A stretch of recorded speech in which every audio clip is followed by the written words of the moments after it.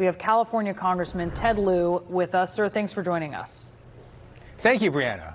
So you're a Democrat on the House Foreign Affairs Committee. Tell us, is the president here, I mean, what are you reading what he's asking of the speaker? Sure. Let me first say that impeachment is one of the gravest powers of Congress. It should always be our last option, reserved only for those instances where we can't wait until the next election.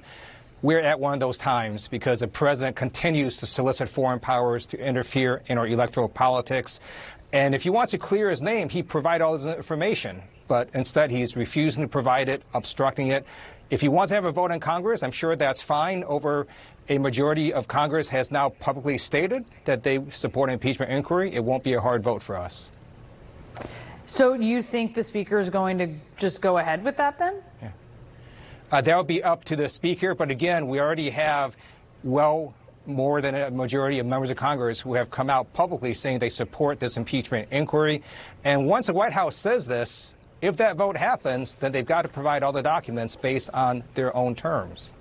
CNN has obtained the opening statement from Kurt Volker, the former U.S. envoy for Ukraine negotiations, and also text messages that now Congress has at their disposal that reveal a lot of the discussions between diplomats who were in touch with Rudy Giuliani and were discussing what the Ukrainian president needed to do to be basically right with the U.S. What is your reaction to these text messages?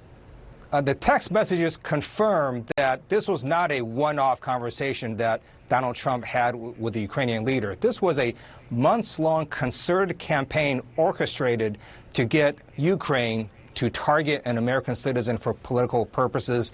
This scandal is not hard to understand. Donald Trump blocks military aid to Ukraine. A week later, he's on a phone call with the Ukrainian leader, and right after the leader asks about military aid, Trump asks for a favor, one of which is to investigate Biden. And then these text messages confirm that our own diplomats understood that they were withholding aid for political purposes for this political campaign. What do you do with this information? I mean, the ball is entirely in the court of Democrats at this point. That's a great question. We're going to continue to investigate. I know that Kurt Volker came to Congress voluntarily.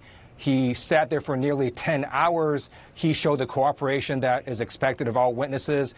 Next week, we're going to have Masha, who was the U.S. ambassador who was recalled by Donald Trump. She's going to come in and testify as well.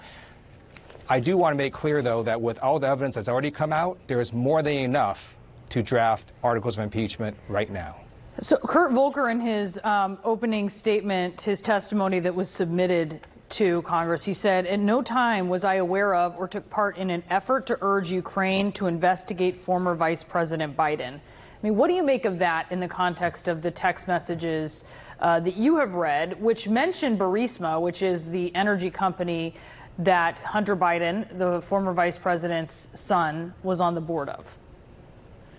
It's not clear what he means when he was not made aware of, because clearly at some point he was made very aware of, because he's the one that gave us all those text messages.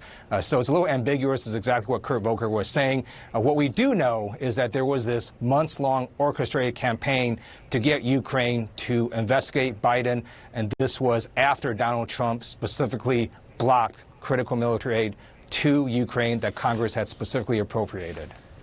I want to ask you, because today the president said he's not interested in punishing political rivals.